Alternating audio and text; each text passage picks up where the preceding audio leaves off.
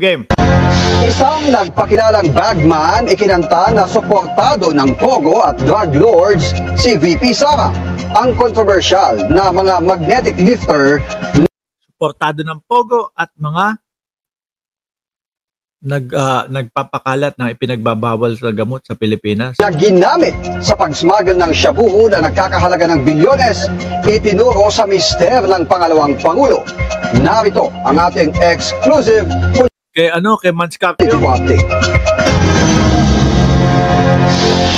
Hawak ngayon ng Abante at Billionaire News Channel ang kopya ng 5 pahinang notaryadong sinumpaang salaysay ng isang Ramil Lagunoy Madriaga.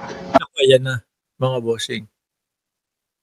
Yung Madriaga ho, mga kababayan, kung di ho ako nagkakamali, eto, no?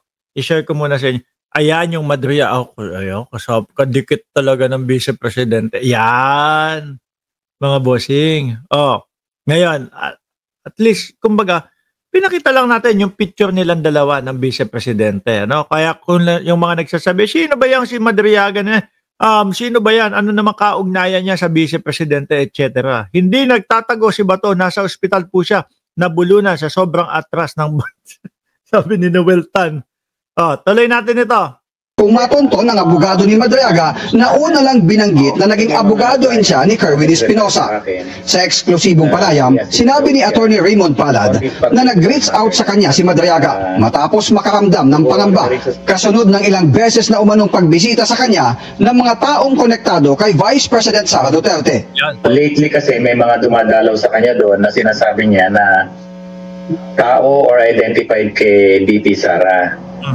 And nagwo-worry din siya doon sa safety niya ron sa loob, kaya talagang minsan gagawa ng paraan niya na matawagan kami para lang magkaroon ng urgent visit sa kanya para masabi niya yung nalalaman niya. Okay. Nakakulong sa BGMP facility si Madriaga matapos siyang madiin sa 3 counts ng kidnapping na kanya daw ngayong pinababasura sa korte.